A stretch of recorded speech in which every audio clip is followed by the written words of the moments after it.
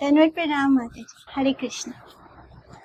ओम अज्ञानतिमिरान्धस्य ज्ञानाञ्जन शलाकाय चक्षुरुन्मीलितं येन तस्मै श्री गुरवे नमः। वाञ्छाकल्पतरुभ्यश्च कृपा सिन्धुभ्येव च पतितानां पावनेभ्यो वैष्णवेभ्यो नमो नमः।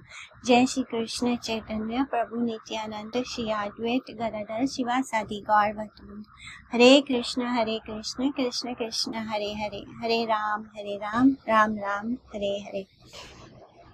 तो हम सब श्रीवास पंडित के श्रीधर कोलावेचा के बारे में पढ़ रहे थे कि किस तरह उनको चैतन्य महाप्रभु जो चाहो मांगने के लिए कहते हैं, तो वो इतने गरीब हैं, इतने गरीब होने के बावजूद, लेकिन वो गरीबी कैसी है? मटेरियल है, बाहर का वेश है उनका।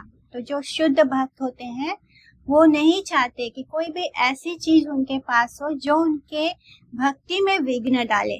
तो वो अपनी इच्छा से वो अभावग्रस्त जीवन को जीते हैं, इसलिए नहीं कि वो सच में उनके पास वो चीज नहीं है। मटेरियल चीजों से वो अपने आप को दूर रखते हैं, क्योंकि ये जो मटेरियल चीजों का मद होता है वो भक्ति में बाधा डालता है।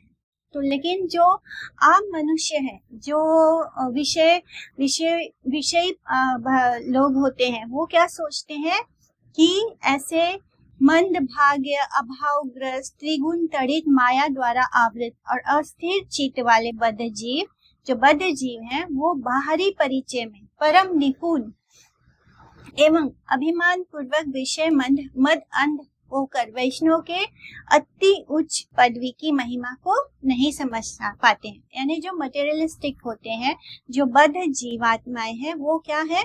वो बाहर के सेंस ग्रेटिफिकेशन में इतने मस्त होते हैं कि उनको ये दिखाई नहीं देता है कि ये कितने ऊंचे लेवल के भक्त हैं। उनको क्या दिखता है कि वो मानते हैं कि ये विष्णु भक्त उनकी तरह मद में अंध नहीं है, इसलिए ये क्या है? निर्बोध है। यानी ऐसे बहुत सारे लोग हमको हमारे आसपास मिल जाएंगे जो ये सोचते हैं कि अगर किसी के पास मटेरियल सुख सुविधाएं नहीं है, तो लेकिन वो अच्छा भक्त है, तो उनको वो भक्ति नहीं दिखाई देगी। उनको क्या लगता है? भक्त होना कुछ बड़ी बात नहीं है। उनको लगता है कि कैसे लोग हैं कि ये इतनी भक्ति कर रहे हैं, इतना भगवान को, उनको लगता है कि ये लोग भी भगवान से अच्छा घर परिवार या बहुत सारे धन संपदा ये मांग रहे हैं।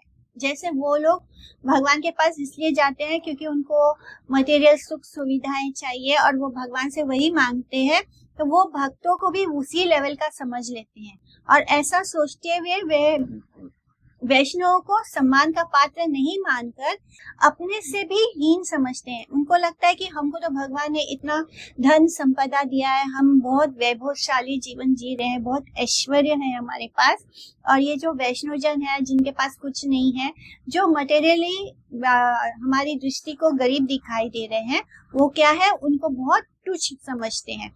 उनकी निर्मल जीवात्मा वृत्ति को यद्यपि किसी दोष द्वारा स्पर्शित करने की संभावना नहीं है, फिर भी औपाधिक अज्ञान की मद उन्मत्ता उनको सब विषयों में ही दोषी करती रहती है। उन बेचारों का कोई दोष नहीं है, दोष केवल उनकी अविशुद्ध बुद्धि का है। यानी वो लोग जो गलत बुद्धि से सोचते हैं, उनके ऐसे विचारों से किसी भक्त को कोई प्रभाव नहीं पड़ेगा। वो कितना भी ऐसे सोच ले भक्तों के बारे में, तो जो भक्त होता है उसको कोई भी गलत चीज स्पर्श भी नहीं कर सकती। लेकिन इनकी बुद्धि मलिन होती जाएगी अगर वो इस वैष्णव के बारे में ऐसे सोचेंगे। बहुत से लोग ये था श्लोका नंबर 241 फ्रॉम चैप्टर 9 मध्य खंड। तो यहाँ तक हमने फिनिश कर लिया था लास्ट टाइम। तो अब हम आगे बढ़ेंगे श्लोका नंबर 242 से। बहुत से लोग श्री ब्रह्म माधव गौड़िया के अनुगत्य में श्रीमद् भागवत का आलोचन न करके विद्या, धन, रूप, यश और कुल के अभिमान की लालसा में प्रमत्त मनुष्यों के निकट भागवत पाठ करके भक्ति विद्वेष रूप विचार का अवलंबन करते हैं। श्री नित्यानंद स्वरूप के अनुगत्य के अभाव में वे सात्विक अधिष्ठान युक्त चैतन्य दास्य को त्याग कर वैष्णव गुरु का असम्मान करते हैं, जिसके फलस्वरूप उनकी भक्तिहीनता प्रकाशित होती है और उनमें मैं वैष्णव का उपदेशक हूँ, ऐसा अहंकार उदित हो जाता है। सब प्राणियों में भागवत भाव दर्शन के अभाव के कारण उन्हें ये विश्व नीर आनंदमय दिखाई देता है। तब अहंकार का आश्रय लेते हुए वे हिंसा से अपने को भागवत के उपदेशक और मंत्र दाता गुरु के वेश में प्रतिष्ठित करके दीक्षा देने की छलना आदि भक्ति विरुद्ध कार्यों का आह्वान कर लेते हैं। किंतु जो वैष्णव गुरु के निकट श्रीमद् भागवत का पाठ करते हैं, उनमें स्वाभाविक दीनता आती है। वे स्वयं को तिनके से भी अधिक तुच्छ समझते हैं, जिससे कि श्रीमद् भागवत पाठ एवं उपदेश देने की वास्तविक योग्यता उनमें आ जाती है। जो प्राणी चैतन्य की करुणा कटाक्ष का एक कण भी उपलब्ध कर लेता है, उसे यानी जो चैतन्य महाप्रभु का एक कण भी कृपा प्राप्त कर लेता है, उसे संपूर्ण विश्व नित्यानंदमय दिखाई देता है। यानी उन्हें कोई कष्ट नहीं होता, उनको सब जगह नित्यानंद, हमेशा सब जगह आनंदमय हो जाता है उनका जीवन। और नित्य वैष्णव दास को छोड़कर श्रीमद् भागवत का अध्यापन कर इस अपरा विद्या में पारंगत मनुष्यों के वश की बात नहीं है। अपरा यानी जो ट्रांसेंडेंटल ज्ञान है, विद्या है, उसका आश्रय लेने वाला व्यक्ति भागवत का अध्यापक होने का अभिमान करके भागवत दास होने के बदले भागवत जनों का प्रभु होने के अभिमान से उधर यानी पेट पोषक, पेट का अन्न कमाने के लिए जो लोग पैसा धन कमाते हैं, यानी जो लोग भागवत प्रवचन को भी बिजनेस मान लेते हैं, उधर यानी पेट पोषक यानी पेट को पालने के लिए जो भागवत का पाठ करते हैं, वो कारोबार को ही धर्म मानकर नाना प्रकार के भक्ति विरोधी कार्यों को ही नित्यानंद का आनुगत्य बताते हैं। वस्तुतः ऐसा करना सब प्रकार से नित्यानंद की निंदा है।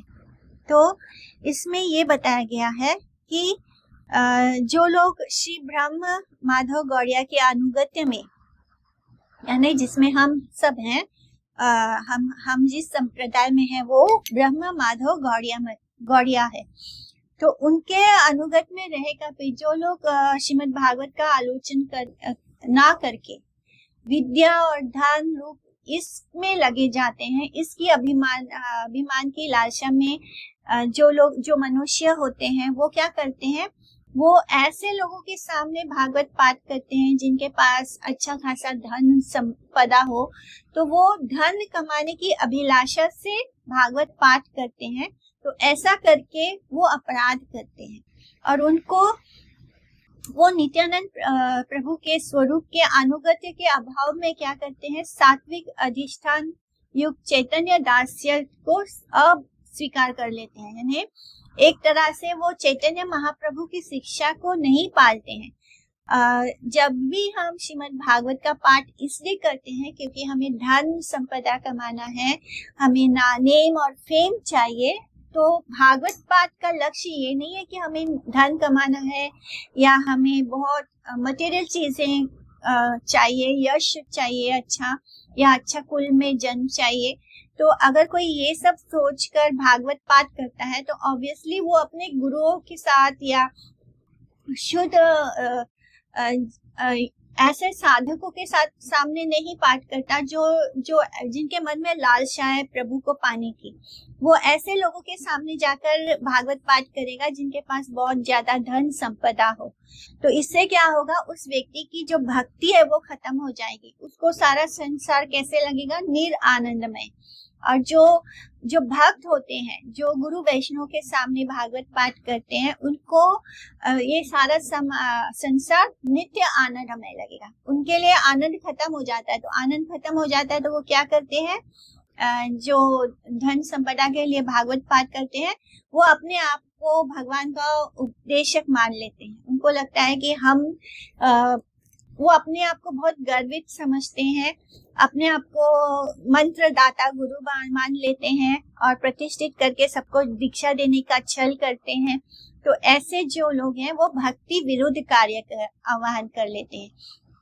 माने यह जो कार्य है ये भक्ति के विरुद्ध है। इसलिए ऐसे लोगों से तो भागवत बिल्कुल भी नहीं सुनना चाहिए। श्रीधर पाइला वर करिया स्तवन, इहा यही सुने तारे मिले प्रेम धन। श्रीधर ने प्रभु की स्तुति करके वरदान प्राप्त किया। इस प्रसंग को जो भी सुनेंगे उन्हें प्रेम धन मिलेगा। जो भी इस चैप्टर को सुनेगा, चैप्टर 9 को, उसको प्रेम धन अवश्य मिलेगा। वैष्णव निंदा विहीन को कृष्ण कृपा सुलभ है। प्रेम भक्ति है प्रभु चरण अरविंदे, से कृष्ण पाए वैष्णव नहीं निंदे। निंदाए नाही का कार्य सबे पाप लाभ, ऐथे के ना करे निंदा महा महाभाग। आनिंदुक है ये सुकृता कृष्ण बले, सत्य सत्य कृष्ण तारे उद्धारी वाहेले। तो उन्हीं लोगों की प्रभु के चरणारविंद में प्रेम भक्ति होती है और उन्हीं को श्री कृष्ण की प्राप्ति होती है जो वैष्णव की निंदा नहीं करते हैं। निंदा से कोई काम नहीं बनता, केवल पाप ही प्राप्त होता है। इसलिए महाभाग्यवंत वैष्णवजन किसी की भी निंदा नहीं करते हैं। अनिंदुक होकर जो एक बार भी कृष्ण का नाम लेता है, कृष्ण सत्य सत्य निश्चय ही उसको सहज में ही उद्धार कर देते हैं। तो निंदा नहीं करना है मतलब किसी की भी निंदा नहीं करना है। हो सकता है हमारे सामने कोई गलत भी कर रहा हो तो कि उसको बोल सकते हैं, लेकिन किसी तीसरे को जाकर उसकी निंदा करना ही गलत है। तो जो शुद्ध भक्त होते हैं, जो जिनका मन भगवान के चरणों में लगा होता है, प्रेम भक्ति में होते हैं, वो वैष्णव की निंदा नहीं करते। वो लोग किसी की भी निंदा नहीं करते हैं, क्योंकि निंदा से कोई भी काम नहीं बनता है। क्या बनता है? केवल पाप प्राप्त होता है। इसलिए हमें कभी भी किसी वैष्णव की तो करना ही नहीं चाहिए, क्योंकि अगर हमने वैष्णव की निंदा करी तो क्या होगा? हम जन्म जन्मांतर के लिए यहीं पर फंस के रह जाएंगे। भगवान हमारा विस्मरण कर देते हैं, यानी हमने जो भी भक्ति की है वो अपराध होने के कारण क्या होगा? वो हम खो देंगे, भक्ति खो देंगे। उसके बाद भगवान क्या करते हैं? हमको लोअर स्पीसीज में बर्थ देते हैं। अगर हम ह्यूमन बॉडी नहीं प्राप्त करते हैं, अगर हमको ह्यूमन बॉडी नहीं मिलता, दूसरा कोई भी लोअर स्पीसीज में अगर हमको जन्म मिलेगा तो क्या होगा? हम उसमें ही अटके रहेंगे, हम कभी भी आगे नहीं बढ़ पाएंगे। ह्यूमन बॉडी ही एक ऐसा बोट है जिसको बोट कहा गया है श्रीमद् भागवतम में, कि ये जो मनुष्य देह है ये एक ऐसा बोट है जिससे कि तैरकर हम कृष्ण तक पहुंच सकते हैं। इस बोट को पकड़ के, ये जो बॉडी है ये हमारे लिए एक बोट का काम कर रहा है, जिसके द्वारा हम कृष्ण को प्राप्त कर सकते हैं। लेकिन अगर हम इसको नहीं पाएंगे, अगर हम ये बॉडी ही नहीं पाएंगे, बार बार हमें पशु योनियों में जन्म प्राप्त होगा, तो हमारा उद्धार का सब रास्ता बंद हो जाएगा। इसलिए वैष्णव अपराध नहीं करना है। वैष्णव निंदा भी अपराध की श्रेणी में आता है। तो वैष्णव निंदा, हरे कृष्ण।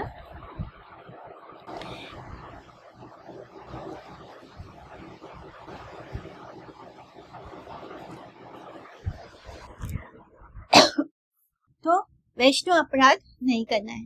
जो भागवत वैष्णव की निंदा नहीं करते, जो वैष्णव को श्री गुरुदेव के रूप में देखते हैं और विष्णु भक्ति रहित बाहर के परिचय से परिचित गुरु नामधारी व्यक्ति से दूर रहते हैं, उनके मंद अनुष्ठानों की प्रशंसा नहीं करते, बल्कि जगत की कल्याण कामना से उन सबकी तुच्छता को उजागर करते हैं, ऐसे व्यक्तियों को श्री महाप्रभु के पाद पद्मों में शुद्ध भक्ति प्राप्त होती है एवं गौर नित्यानंद की कृपा से उन्हें श्री कृष्ण चरण प्राप्त होता है।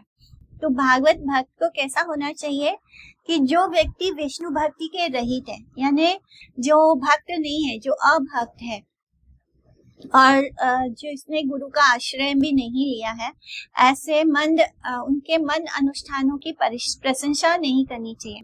तो ऐसे बहुत सारे लोग मिल जाएंगे जो भक्ति में नहीं होते, जो गुरु आश्रित नहीं होते हैं, वो जन कल्याण के लिए बहुत सारे कार्य करते हैं, तो फिलॉन्थ्रॉपी वर्क्स करते हैं। ऐसे लोग जो कुछ भी कर रहे हैं, हमें उनके बारे में कुछ बुरा नहीं बोलना चाहिए। ऐसे लोगों को क्या करना है अपने द्वारा कुछ अच्छे कार्य के द्वारा अपने आप उनका कार्य खत्म हो जाएगा। यानी जब हम अच्छा काम करते हैं तो जो गलत कर रहा है वो सामने परिचित हो जाता है, दिखाई देता है। जो लोग भक्ति में नहीं होते हैं वो लोग जब कुछ भी अच्छा काम करते हैं तब क्या होता है कि वो उसकी प्रशंसा चाहते हैं। उनको लगता है कि हमारा नाम हो, हमारा यश हो, उनको वो सुनना चाहते हैं। तो अगर आप शुद्ध भक्त हैं तो ऐसे लोगों के बारे में माने हमें किसी की स्तुति भी नहीं करनी, हमें किसी की निंदा भी नहीं करनी। निंदा और स्तुति दोनों से हमको दूर रहना चाहिए, क्योंकि हमें हमारी स्तुति कृष्ण के लिए होनी चाहिए, कृष्ण के शुद्ध भक्तों के लिए होनी चाहिए। ये जो हमारी वाणी है इससे हमें प्रजल्प नहीं करना है, इससे हमें क्या करना है, इससे हमें भगवान और उनके भक्तों की स्तुति करनी है, किसी और की निंदा स्तुति में नहीं पड़ना है। तो इसलिए जब हम अच्छा काम करते हैं तो सामने वाले का जो गलत काम है वो अपने आप ही प्रदर्शित हो जाता है, वो अपने आप दिखाई देने लगता है। इसलिए दूसरों को निंदा करने में अपना समय बर्बाद करने से अच्छा है कि हम अच्छा काम करें, और जब हम अच्छा काम करेंगे तो दूसरे का जो खराब काम है वो सामने ही उजागर हो जाएगा।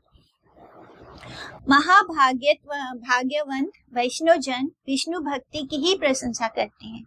वे कभी भी भक्ति की निंदा नहीं करते। जो कपटी और ढूंढ लोग अवैष्णवता के परित्याग को निंदा बताकर लोगों को वंचना करते हैं, वे पाप में प्रमत्त हैं। जीवों पर दया रूप से जो भक्ति का अनुष्ठान है उसमें उनकी रुचि नहीं है। विष्णु भक्ति विहीनता से लोगों को मुक्त करने का जो कार्य है उसको निंदा समझना पाप है। पापी जन ऐसा करके पाप की प्रशंसा करते हुए प्रकारांतर से वैष्णव की निंदा कर बैठते हैं। इसलिए सुकृति संपन्न वैष्णव जन कभी भी किसी वैष्णव की निंदा नहीं करते हैं। और बहुत सुकृति लगता है, बहुत जन्मों की सुकृति होती है, तब कहीं जाकर भगवान हमको किसी शुद्ध वैष्णव से मिलाते हैं। तो ये जो सुकृति है इसको नष्ट नहीं होने देना चाहिए। जो भी काम हम कृष्ण के लिए जानकर अनजाने में, या तो जैसे हम भक्ति में नहीं है, कोई हमको जबरदस्ती कृष्ण के मंदिर ले गया, हम उनके लिए वहां मंदिर में फूल ले जाकर चढ़ाते हैं, तो ये क्या हो गया, हमने किसी वैष्णव हम मंदिर गए हैं तो हमने वैष्णव सेवा में कुछ धन दे दिया। तो ये सब चीजें क्या देती है, हमको सुकृति देती है। हमने अनजाने में कुछ सेवा कर दिया भगवान कृष्ण के लिए, उनके भक्तों के लिए। तो ये जो सुकृति जानकर, और जब हमें बाद में पता चलता है कि ये सब करने से हमको सुकृति मिलती है, तो कुछ सुकृति होती है जो हमने पहले अनजाने में कर दी, जिसके कारण हमको किसी भक्त का वो वैसी सुकृति जो हमने अनजाने में की है वो जमा होते होते होते होते तब एक स्थिति आती है कि वो सुकृति फलित होती है। वो फल सुकृति का फल होता है कि हमको वैष्णव एसोसिएशन प्राप्त होता है। अगर हमारे पास सुकृति नहीं होगी तो हमको वैष्णव एसोसिएशन नहीं मिलेगा। भगवान जो है, जब हमारी सुकृति एक लेवल पे पहुंच जाती है तब भगवान देखते हैं कि इनके मन में सच में इच्छा है मुझ तक पहुंचने की। एक छोटी सी भी इच्छा अगर हमारे मन में जाग जाती है कि हमको भी इन भक्तों के जैसे बनना है या हमको भी कृष्ण भक्ति करनी है, तो भगवान जब वो सिंसियरिटी देखते हैं तब वो हमको किसी शुद्ध भक्त से मिलवाते हैं, और फिर वो भक्त हमारी हेल्प करता है हमें कृष्ण तक ले जाने में। तो इस तरह इस सुकृति को हमें नष्ट नहीं होने देना चाहिए। इसलिए जो सुकृति संपन्न वैष्णव जन है वो कभी भी किसी वैष्णव की निंदा नहीं करते, क्योंकि वैष्णव निंदा से सब जो एक्यूमुलेट किया, जो सुकृति हमने एक्यूमुलेट किया वो एक पल में खत्म हो जाएगा, और हमारा जो भगवान के पास पहुंचने का जो रास्ता है, पथ है, वो तो पूरी तरह ब्लॉक हो जाएगा। और अपने को वैष्णव कहते हैं वे कपटी हैं, इसलिए अभागे और पापी हैं। तो एक जो शुद्ध भक्त होगा वो कभी अपने आप को गुरु नहीं बोलेगा, वो कभी अपने आप को वैष्णव नहीं बोलेगा। वो बोलेगा कि मैं तो अभी भक्त भी नहीं हूँ, मेरे को अभी भक्ति शुरू ही नहीं हुई है। तो क्योंकि उनको अंदर से ये फील होता है कि जो सामने इवन उनको कोई नियोफाइट डिवोटी होगा ना, तो उनको वो लगेगा कि वो बहुत अच्छा भक्ति कर रहा है, उनको खुद को ऐसा फील होता है कि मैं तो भक्ति नहीं हूँ, मैं तो कुछ भी नहीं जानता हूँ। तो जो वैष्णव होते हैं वो कभी अपने आप को वैष्णव नहीं बोलेंगे, वो कभी अपने आप को डिवोटी नहीं बोलेंगे, वो कभी अपने आप को भक्त नहीं बोलेंगे। और जो ऐसा कहते हैं वे कपटी हैं, इसलिए अभागे और पापी हैं।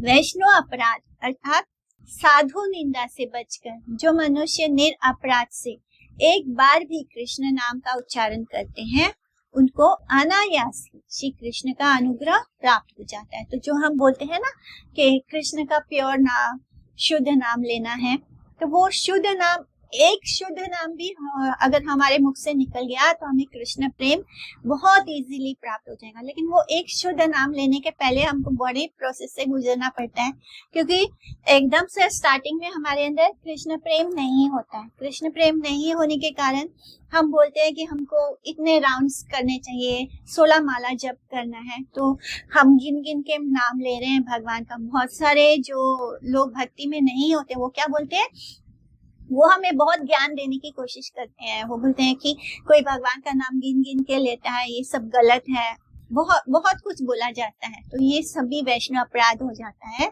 वैष्णव निंदा की श्रेणी में आता है।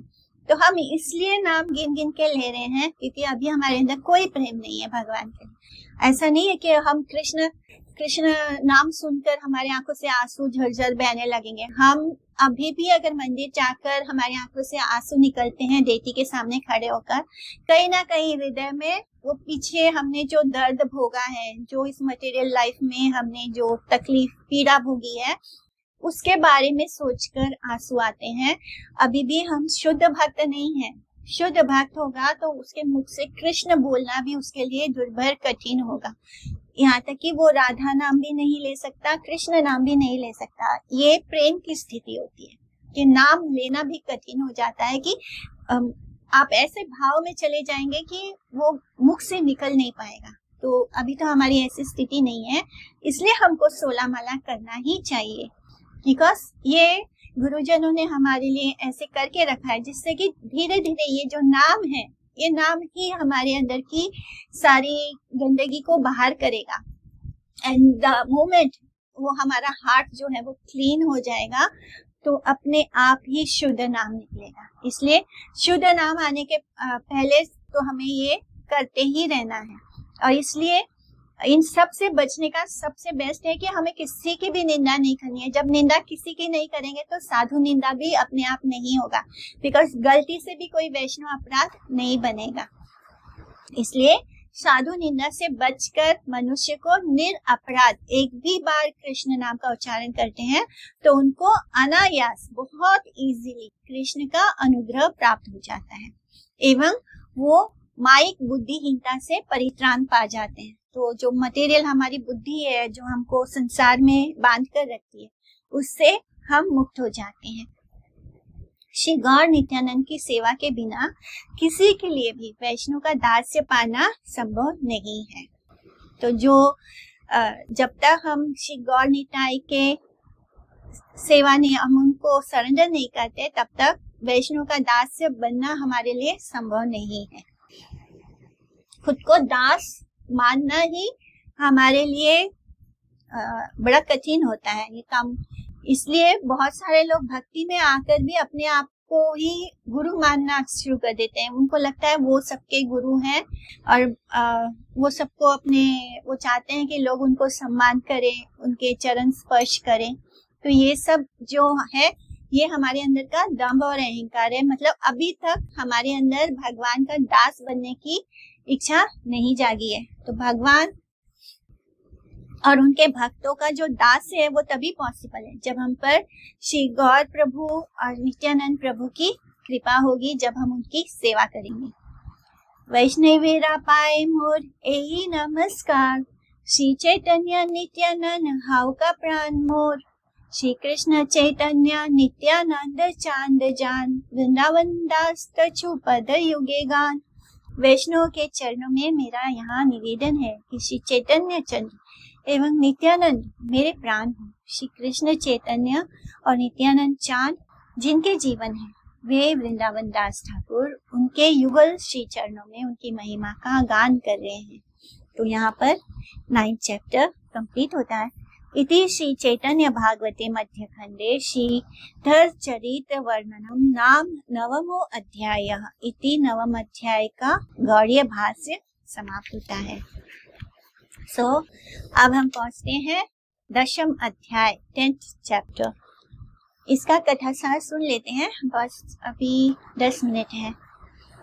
इस अध्याय में पूर्व अध्यायों में वर्णित महाप्रभु की महाप्रकाश लीला का परिशिष्ट महाप्रभु के द्वारा मुरारी को सपरिवार राम रूप के दर्शन एवं वरदान, हरिदास की महिमा का कीर्तन, हरिदास द्वारा गौर स्तुति, अद्वैत का पूर्व वृत्तांत कहना, गीता का पाठ, परिवर्तन, भक्तगण को बहुविध वरदान, मुकुंद की उपेक्षा एवं कृपा, भक्ति का प्रभाव वर्णन, नारायणी का आख्यान एवं नित्यानंद की महिमा आदि विषय वर्णित हुए हैं। श्रीधर को वर प्रदान करने के पश्चात महाप्रभु ने अद्वैत आचार्य से वर मांगने को कहा। अब श्रीधर के बाद महाप्रभु अद्वैत आचार्य को कहते हैं कि तुम वर मांगो, किंतु उन्होंने अपनी अभिसिद्धि की बात कहकर प्रकाश्य भाव से किसी वर के लिए प्रार्थना नहीं की। महाप्रभु ने मुरारी गुप्त को परिकर सहित श्री राम रूप का दर्शन कराया और उनके स्वभाव को प्रकाशित कर दिया। मुरारी गुप्त कौन है? वो हनुमान जी का ही अवतार है, तो उन्होंने उनको श्री राम रूप का दर्शन कराया। तब मुरारी अपने हनुमत स्वरूप की उपलब्धि करके मूर्छित हो गया। जब उनको यह बताते हैं कि वो ही हनुमान जी हैं, तो वो इस बात का जब उनको स्मरण होता है तब वो मूर्छित हो जाते हैं। उसके पश्चात महाप्रभु के वाक्यों से चेतनता प्राप्त करके प्रभु के आदेश के अनुसार चैतन्य एवं उनके अपने जनगण का नित्य दास्य, चैतन्य चरणों का निरंतर स्मरण एवं गौर के गुणगान करने में सामर्थ्यवान होने के लिए वर की प्रार्थना की। मुरारी को वर देते हुए प्रभु ने कहा कि मुरारी की निंदा करने वाले व्यक्ति का कोटि गंगा स्नान एवं हरिनाम से भी उद्धार नहीं होगा। यानी जो मुरारी गुप्त की निंदा करेगा, वो चाहे निंदा करने के बाद वो चाहे कोटि कोटि गंगा स्नान कर ले, कोटि कोटि हरिनाम कर ले, तब भी उसका उद्धार नहीं होगा। यानी भगवान जो है वो अपने भक्त की निंदा को स्वीकार ही नहीं करते, फिर चाहे हम कितना भी हरिनाम कर ले, कितना भी गंगा स्नान कर ले। पश्चात उन्होंने मुरारी गुप्त का नाम का अर्थ प्रकट किया। महाप्रभु ने हरिदास को अपना रूप दर्शन करने का आदेश दिया और बताया कि हरिदास का जो देह है महाप्रभु की अपनी देह से भी बढ़कर है। यानी हरिदास ठाकुर जो 3 लाख नाम करते हैं हर रोज, उनका जो देह है वो महाप्रभु कहते हैं कि उनके खुद का जो देह है उससे भी बढ़कर हरिदास ठाकुर का देह है। हरिदास की जाति ही महाप्रभु की जाति है। हरिदास के दुख को देखकर वे हाथ में सुदर्शन चक्र के लिए वैकुंठ से अवतरित हुए थे, परंतु हरिदास अत्याचारी व्यक्तिगण की भी मंगल कामना कर रहे थे। तो हरिदास ठाकुर के चरित्र को जब हमने पढ़ा था तो देखा था कि किस तरह हरिदास ठाकुर उन सब लोग जो उनको मार रहे थे कोड़े से, उन सब की भी मंगल कामना कर रहे थे। वो लोग बोलते हैं अंत में कि कैसे हरिदास ठाकुर अगर नहीं मरा तो जो नवाब है वो हम सबको मार डालेगा। ये सुनते ही हरिदास ठाकुर क्या करते हैं, वो बेहोश हो जाते हैं और ऐसे इस तरह अपने श्वासों को रोक लेते हैं कि उनको बाकी सब लोगों को क्या लगता है कि उन्होंने अपने प्राण त्याग दिए। तो इस तरह हरिदास ठाकुर उन लोगों का भी भला चाह रहे थे जिन्होंने उनको 22 बाजारों में पीटा था। इसलिए उस संकल्प के प्रभाव से सुदर्शन भी निरस्त हो गया, क्योंकि हरिदास ठाकुर की ऐसी मंगल कामना थी उन सभी लोगों के कारण कि भगवान ने अपना सुदर्शन चक्र चला दिया था। लेकिन हरिदास ठाकुर ने जब ये कामना की, अगर भक्त कुछ बोले तो भगवान उनको उसको सुनना ही सुनना है। इसलिए हरिदास ठाकुर जो थे वो सबकी मंगल कामना कर रहे थे, तो उनकी मंगल कामना को सुनकर जो सुदर्शन चक्र है वो निरस्त हो गया। एवं जो प्रहार हरिदास के अंगों पर हो रहे थे, उन प्रहारों को महाप्रभु ने अपने अंगों पर ले लिया था। उन सब प्रहारों के चिन्हों को महाप्रभु ने अपने अंगों में प्रदर्शित करते हुए कहा कि हरिदास का दुख सहन नहीं हो पाया, इसलिए वे अति शीघ्र अवतीर्ण हुए हैं। श्री कृष्ण भक्तों के अधीन हैं, वे भक्तों को छोड़ और कुछ भी नहीं जानते। उस प्रकार के भक्त वत्सल कृष्ण के नाम का अनादर दुर्दैव का फल मात्र है। प्रभु की अपरंपार कृपा की कथा सुनकर हरिदास मूर्छित होकर गिर पड़े। प्रभु के वाक्यों से चेतनता प्राप्त करने पर भी वे अधीन होकर क्रंदन करने लगे, रोने लगे। प्रभु के रूप का दर्शन उन्हें और नहीं हो सका। अति दीनता के साथ महाप्रभु की स्तुति करते हुए हरिदास बोले, दयालु गौर सुंदर अपने चरण स्मरण करने वाले कीट को भी कभी नहीं त्यागते, परंतु उसके विपरीत भाव रखने वाले राज चक्रवर्ती का भी वो सर्वनाश कर देते हैं। इस तरह महाप्रभु जो है जो गौ सुंदर है, वो अपने चरण स्मरण करने वाले अगर कोई कीड़ा भी है, कीट भी है, उसको भी महाप्रभु त्याग नहीं करते। लेकिन अगर कोई उनके भक्तों के बारे में गलत बोले, उल्टा करे, चाहे वो कोई राज चक्रवर्ती राजा क्यों ना, उसका वो सर्वनाश कर देते। इस प्रसंग में द्रौपदी, प्रहलाद, दुर्वासा के शाप की आशंका से भयभीत युधिष्ठिर एवं अजामिल के प्रसंग का वर्णन करते हुए हरिदास ठाकुर ने गौर सुंदर की शरणागत जनों के प्रति वत्सलता की पराकाष्ठा का कीर्तन किया। हरिदास ने अपनी हर प्रकार की अयोग्यता का प्रकाशन करते हुए इच्छा की कि चैतन्य के दासों की उच्च झूठन में उनकी रुचि रहे। जो चैतन्य महाप्रभु के दास है, उनका जो प्रसाद है, उसमें उनकी रुचि रहे।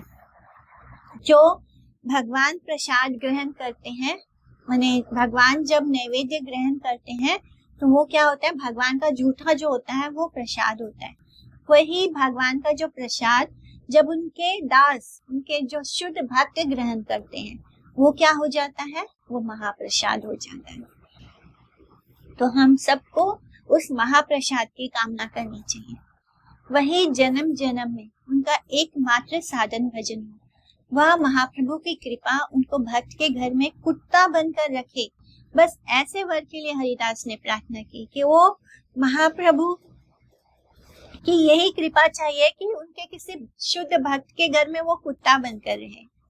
तो ये होता है एक भक्त होना, जो हम लोग अभी सोच भी नहीं सकते हैं। तो हरिदास ठाकुर ने क्या मांगा, क्या प्रार्थना करी कि वो महाप्रभु के किसी दास, उनके भक्त के घर में कुत्ता बनकर रहे, ऐसी अभिलाषा है। हरिदास के शरीर में महाप्रभु का निरंतर अवस्थान है। आधे पल के लिए भी हरिदास का संग करने वाले एवं हरिदास में श्रद्धा रखने वाले व्यक्ति के लिए निश्चित रूप से चैतन्य के चरणों को प्राप्त करना सुलभ है। ऐसा भाव व्यक्त करते हुए महाप्रभु ने हरिदास को विष्णु वैष्णु चरण में अपराध रहित शुद्ध भक्ति का वर प्रदान किया। भक्तों की महिमा श्रवण करने से कृष्ण भक्ति मिलती है, ये सभी शास्त्रों का उपदेश है। किसी के मतानुसार हरिदास ब्रह्मा, किसी के मतानुसार वे प्रहलाद के प्रकाश हैं। तो इसलिए हम बोलते हैं कि वो ब्रह्मा जी और प्रहलाद जी दोनों के मिले तारे।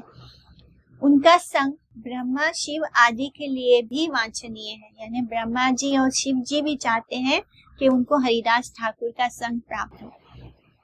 उनका स्पर्श